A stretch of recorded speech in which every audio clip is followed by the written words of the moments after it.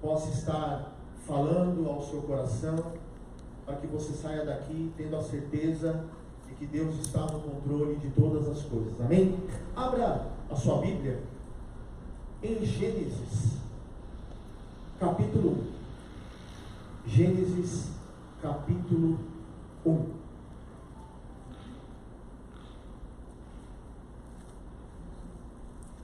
Primeiro livro da Bíblia, né?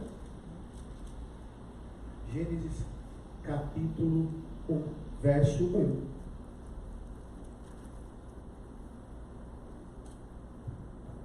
Vamos ler. No princípio criou Deus os céus e a terra. E a terra era sem forma e vazia. E havia trevas sobre a face do abismo. E o Espírito de Deus se movia sobre a face das águas. E disse Deus: haja luz, e houve luz. E viu Deus que era boa a luz, e fez Deus a separação entre a luz e as trevas.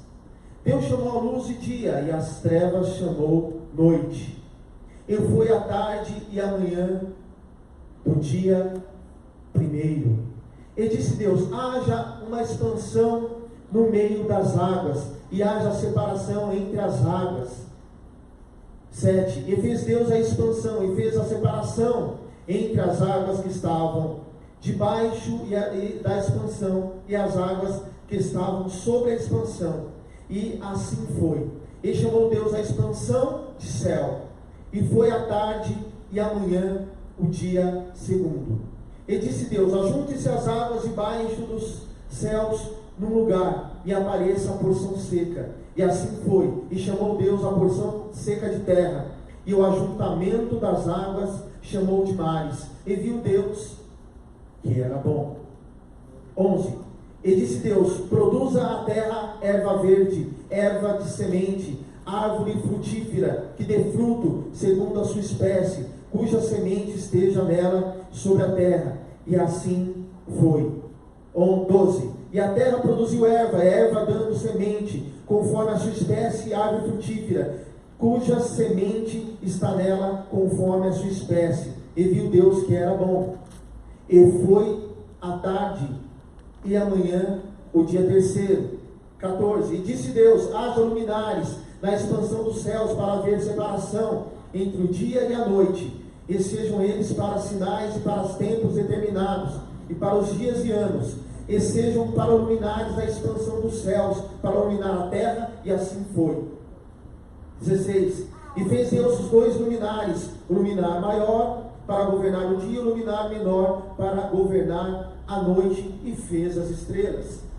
17. Deus pôs a expansão dos céus para iluminar a terra, e para governar o dia e a noite, para fazer separação entre a luz e as trevas. E viu Deus que era bom. E foi a tarde e a manhã do dia quarto. E disse Deus: produza as águas abundantemente, répteis de alma vivente, e voe as aves sobre a face da expansão dos céus. E Deus criou as grandes baleias e todo réptil de alma vivente que as águas abundantemente produziram, conforme as suas espécies, e toda a ave de asas, conforme a sua espécie. E viu Deus que era bom. Deus os abençoou, dizendo: frutificai e multiplicai-vos, e enchei as águas dos mares, e as aves, e multipliquem na terra. E foi a tarde e a manhã. Eu vou pular agora para o 27, senão vai ficar um pouquinho extenso. E criou Deus o homem à sua imagem, a imagem de Deus o criou, macho e fêmea os criou. E Deus os abençoou, e Deus lhe disse: frutificai e multiplicai-vos, e enchei a terra, sujeitai-a, dominai-a sobre os peixes do mar, e sobre as aves dos céus, e sobre todo animal que se move sobre a terra. Amém? Vamos parar por aqui. Irmãos, agora dia 29, dentro do calendário judaico, foi o Rosh Hashanah. O Rosh Hashanah é o ano novo judaico, né?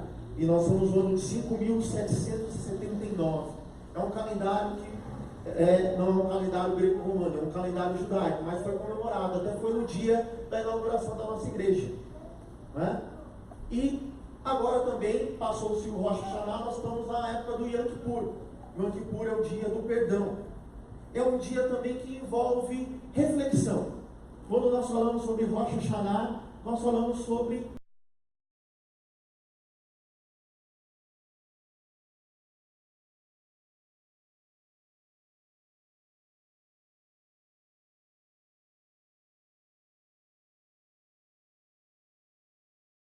um princípio de algo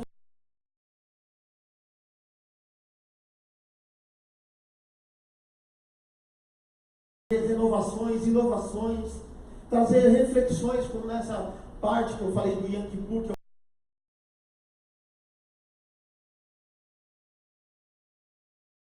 que e daquilo também que fizemos, e daquilo que deixamos de fazer.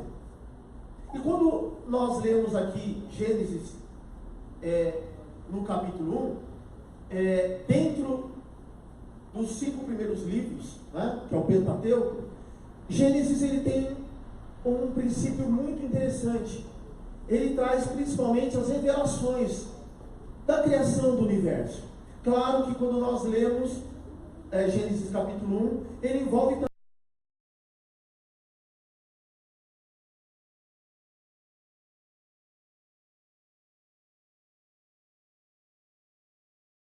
as coisas. Mas é um livro que traz muita significação, traz tesouros escondidos. E até hoje é discutido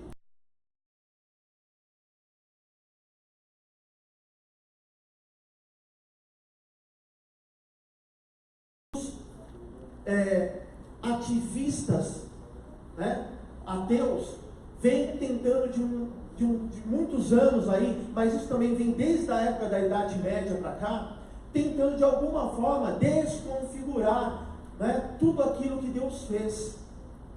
E de certa forma a igreja se fechou um pouco nessa questão que eu falo que é do ensino da palavra. A igreja se fechou em si próprio, se preocupou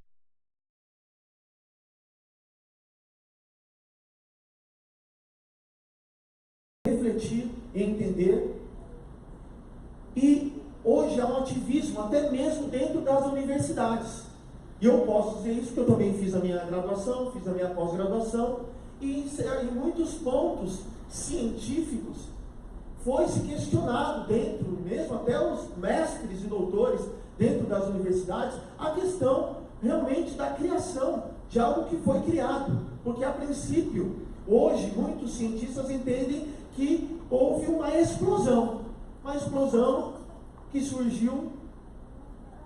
E também há um significado de que o universo, ele é um universo estático, ou seja, parado. E hoje é comprovado cientificamente de que o universo ele está em expansão, ele está em movimento.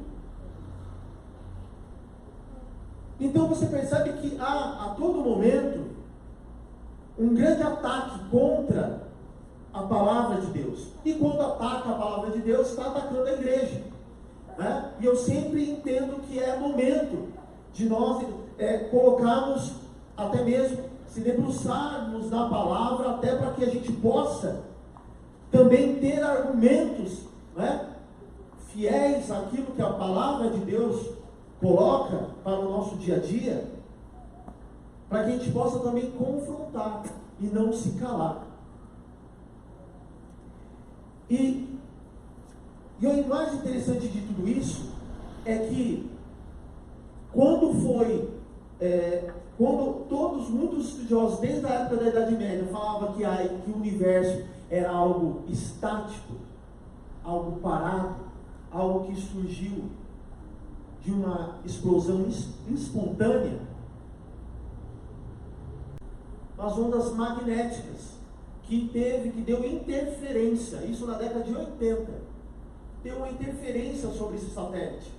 E através daí houve uma das maiores descobertas envolvendo a criação. de que o universo ele não era estático, ele estava em expansão. E principalmente que ele não era infinito. O nosso universo é finito. E isso, quando eu tenho esse entendimento, colabora com os princípios do que eu acabei de ler. E caiu por terra muitos estudiosos que falaram que primeiro que o universo era estático, algo parado, e de que era algo, um universo infinito, aonde Deus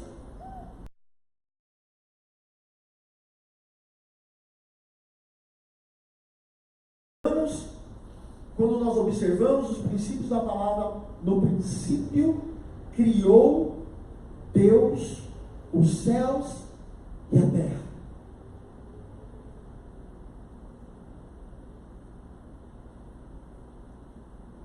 Deus, na visão desses ateístas, é um Deus que parece que estava vagando pelo universo sem propósito.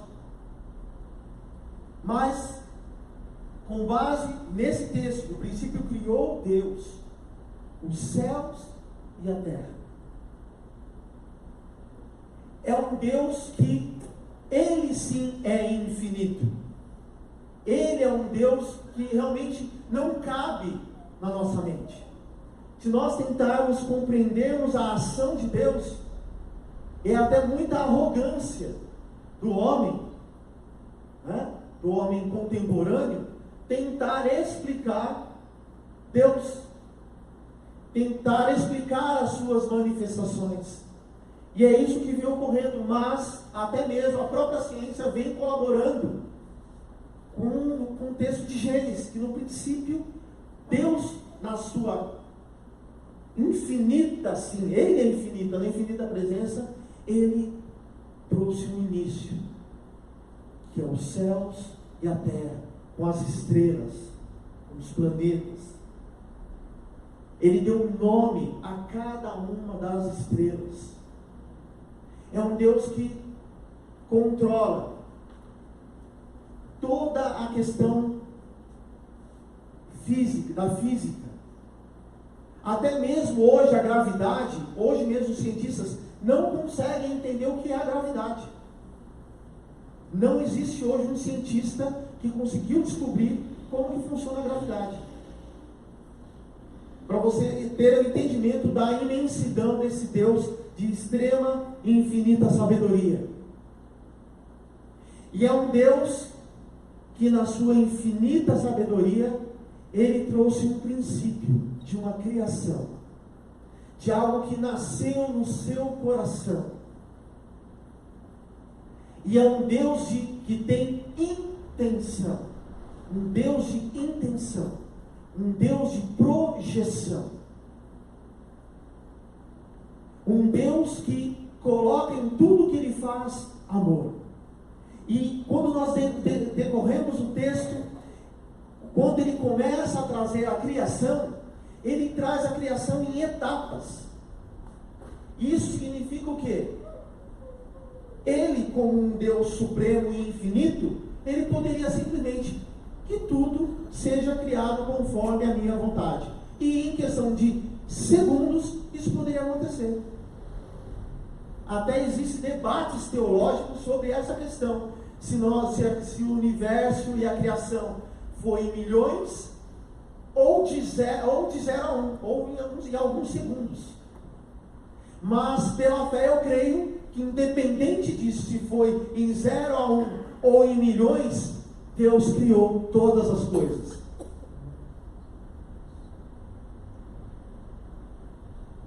Ele é um Deus que tinha algo muito interessante no própria essência dele: se relacionar, ter um relacionamento,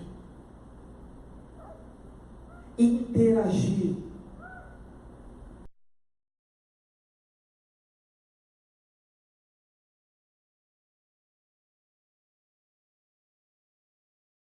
Um Deus de intenção, Deus de amor.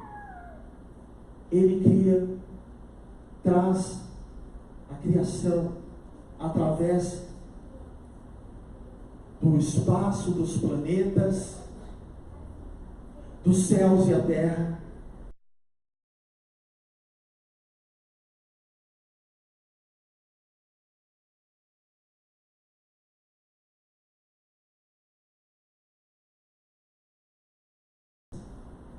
Das ervas.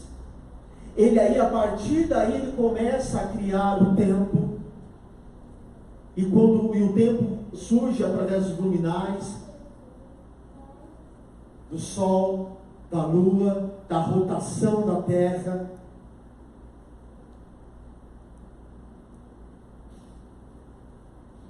Há uma possibilidade que no verso 2, ele fala de uma escuridão que havia, uma escuridão. Pode haver sim um significado, até mesmo de que, isso nós não podemos negar, porque isso tem no Museu dos Dinossauros, e que há alguma modificação.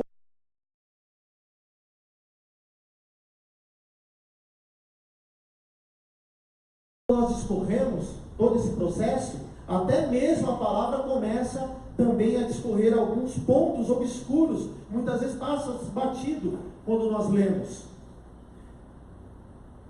Mas, e por fim, Deus ele criou tudo aquilo para um só propósito, para que o homem pudesse habitar neste lugar, e que pudesse ter um relacionamento.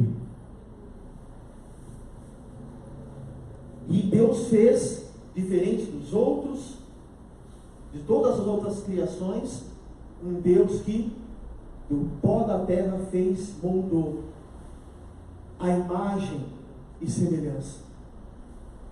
Fez de que esse Deus que cria, que é um Deus criador, fez em nós também um ser criativo, um ser que pensa, um ser que sabe distinguir o que é certo e o que é errado. E é até por isso que muitas vezes somos mais cobrados. Deus, quando Ele nos cobra, Ele cobra porque nós somos um diferencial entre toda a criação.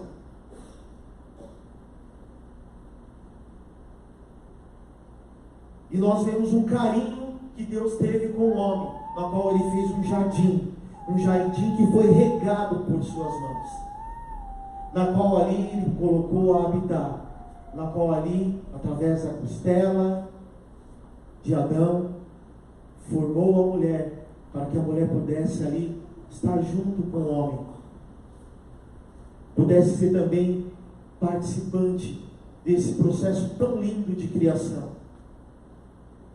desse processo que devemos a cada dia, a cada momento, agradecer a Deus.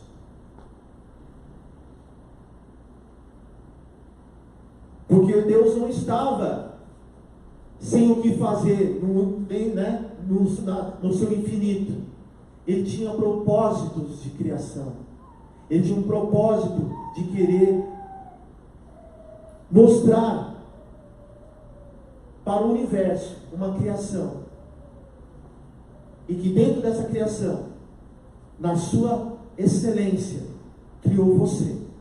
Você que está aqui essa noite. Você que está aqui, muitas vezes, sem ter algum significado. Até mesmo por que estou aqui? Quais são os propósitos que Deus tem para mim? Ou por que nada ainda aconteceu? Mas quando nós temos esse entendimento de um Deus que Ele trouxe com a excelência da criação, nós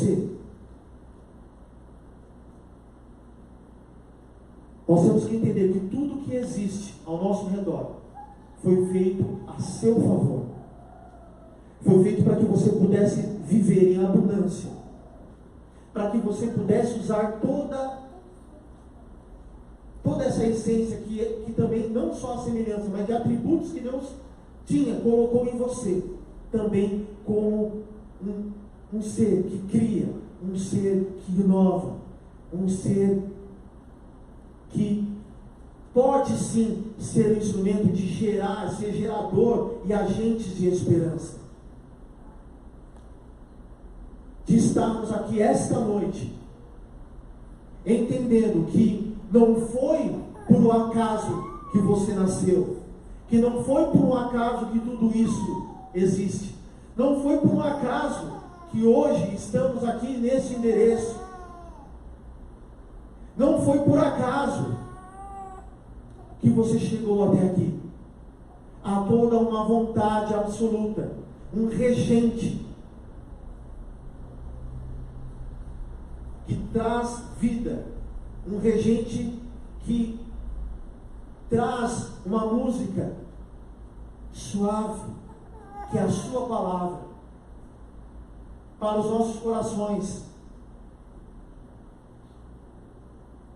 É um Deus que usa aquilo que Ele criou a seu favor.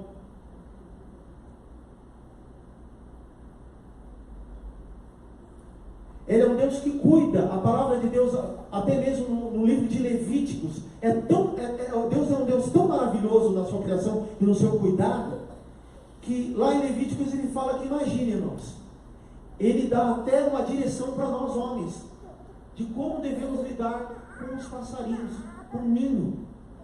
Se ele cuida de um passarinho, de um ninho, ele não vai cuidar de mim e de você que está aqui essa noite?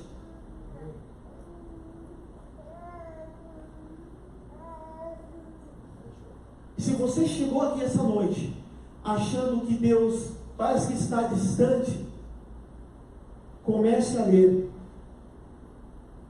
Gênesis capítulo 1. Comece a ler a criação de tudo que há na terra e no universo. Foi para que você pudesse estar aqui essa noite. Foi para que nós pudéssemos respirar. Sem todo esse processo, desse ecossistema que foi moldado por suas mãos, não seria possível nós estarmos aqui nessa noite. Não era possível nós estarmos aqui se relacionando um com os outros em comunhão. Porque quando Deus cria o homem, Ele cria o homem para que um cuide do outro.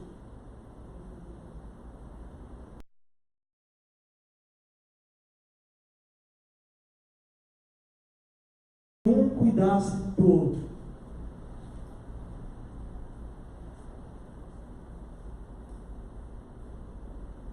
E dentro desse carinho, desse cuidado,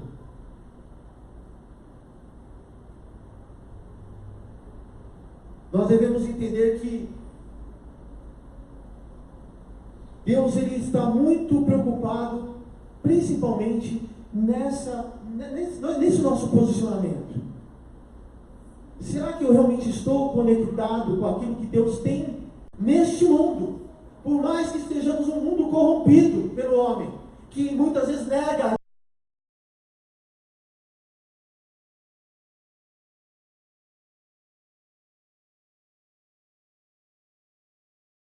Jesus, que não veio para quebrar ou anular a lei, mas veio cumpri-la. Veio para ensinar a cada um de nós.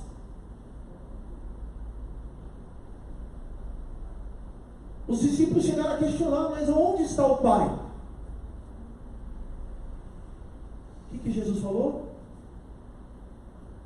Olha para mim. Se você está vendo a mim, você está vendo o Pai.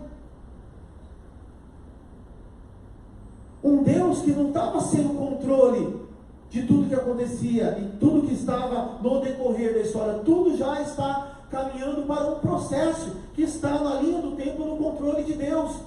E se Ele está no controle do universo, Ele também está no controle da minha e da sua vida. Nada foge aos olhos do Senhor. Nada foge àquilo que está te angustiando. Nada foge àquilo que está fazendo com que gere dúvida no seu coração, na sua mente. Ele é um Deus que está em movimento, em atividade, em infinita criação.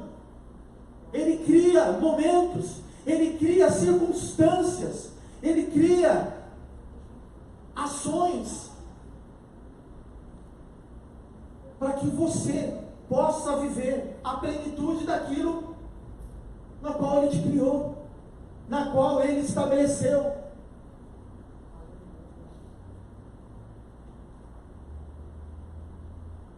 Entenda, esse é o Deus Criador dos céus e da terra.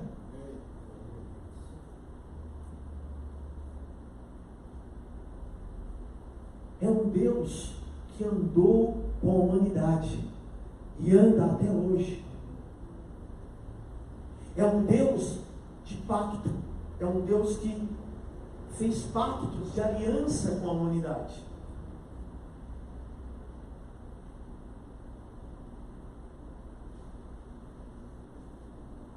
Nós temos um pacto de aliança com o Senhor. Deus vem confirmando, selando todas as suas ações em relação ao homem, a mim e a você.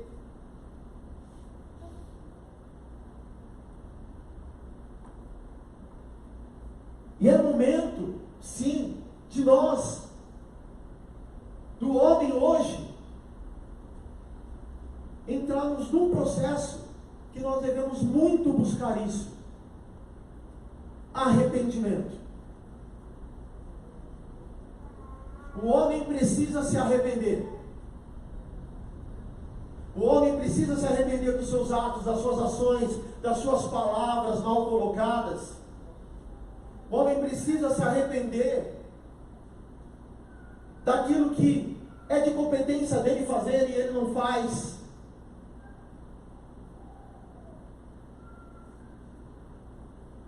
Porque nós temos um propósito aqui na terra. Além de tudo isso que existe, que foi criado ao nosso favor, nos céus e na terra, da mesma forma, Ele reveste a eu e você de poder através da palavra, de que aquilo que ligarmos à terra será ligado no céu. Porque a criação fala, no princípio criou Deus os céus e a terra.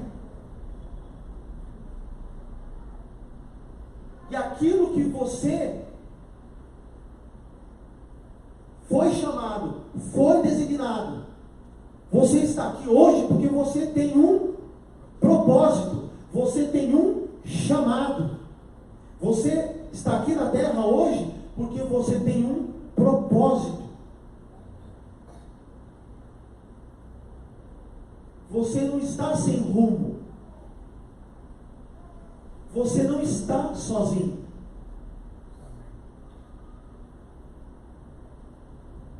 Quando Deus cria o homem para discernir o que é certo e o que é o errado, para cuidar, tanto que quando Adão e Eva foram colocados no jardim, foi para que eles também fizessem a administração do jardim, para que eles se multiplicassem. Essa foi a ordem que Deus deu para o homem: administre o jardim, administre tudo isso, eu coloquei nas tuas mãos, administre da melhor forma possível, porque eu te capacitei com raciocínio, com lógica, com razão, entendendo o mundo físico e também o mundo espiritual. Temos essa capacitação de que tudo que foi criado para que nós aqui na terra administrássemos, para que nós cuidássemos. Cuide do jardim. Qual o jardim que Deus te deu para você cuidar? O que Deus colocou nas tuas mãos que você não tem cuidado? O que você tem negado aquilo que Deus te deu nas tuas mãos?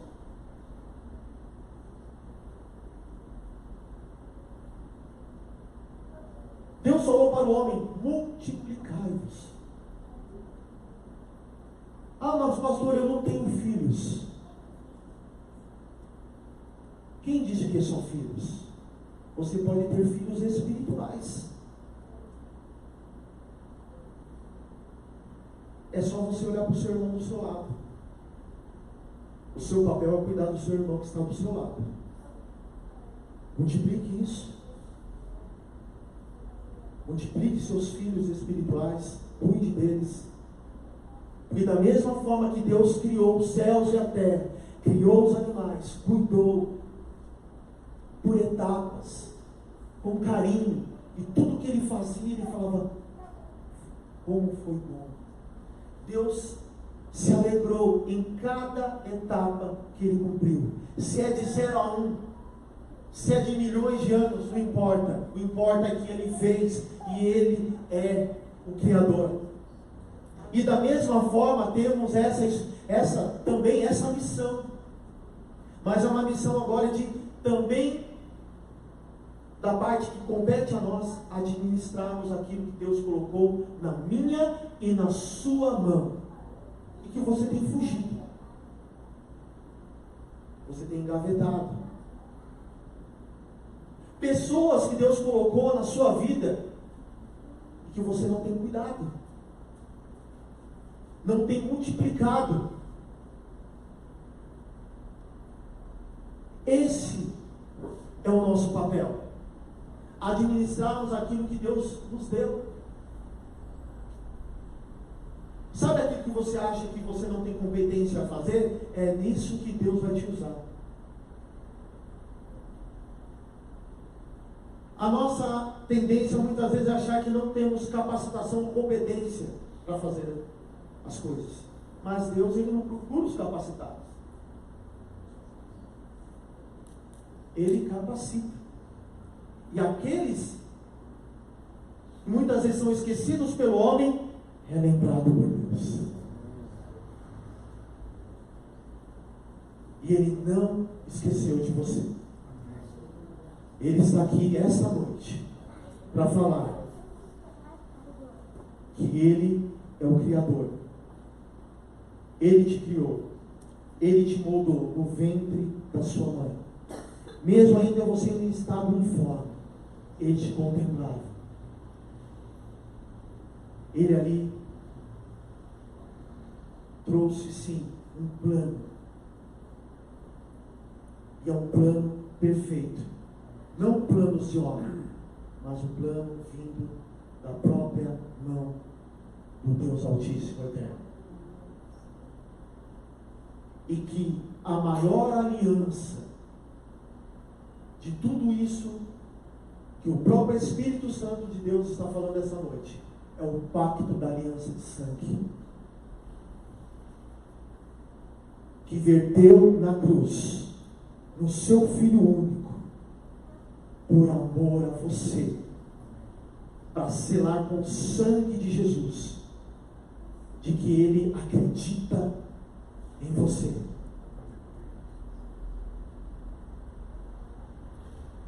De que Ele, esse sangue, foi o maior investimento que Ele fez em você, em Cristo, para que toda a plenitude de conhecimento e sabedoria em Cristo estivesse em você,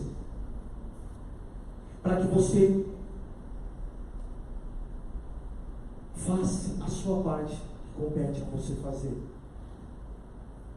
em administrar aquilo que Ele deu, que Ele colocou para você fazer. E para que você multiplique. É a ordem de multiplicação. Deus está dando essa ordem esta noite. Multiplique. Multiplique esse pacto de sangue. Esse amor único e verdadeiro. para que outras vidas, para que todo joelho venha a se dobrar e toda língua venha a confessar que Jesus, o Filho de Deus, Ele é o Senhor. Ele fez parte da criação. Façamos o homem à nossa imagem e semelhança. Então saia daqui esta noite, sabendo que Deus é por você. Jesus está com você. E aonde você pisar, é Jesus pisando com você. Aonde você tocar, é Jesus tocando com você. Aquilo que você declarar, é a própria boca de Deus, Jesus, declarando com você. Para que haja multiplicação, haja a administração, a gestão daquilo que Ele criou e que Ele colocou nas tuas mãos, para com Jesus dar continuidade até o retorno dEle, para que nós possamos ir com Ele e vivemos com Ele na eternidade, sabendo que Deus colocou na minha e na sua mão um legado. Como Ele falou para Pedro: tu me amas, então apacenta as minhas ovelhas. Ide e pregai o Evangelho em todas as nações. Esse é o nosso legado. Multiplicarmos. É isso que traz sentido à nossa existência. Quando nós compreendemos esse poder da criação, nós não estamos sem rumo, nós temos um legado, temos um propósito e temos um chamado em Cristo Jesus. Amém? Que Deus abençoe a todos, que vocês possam sair daqui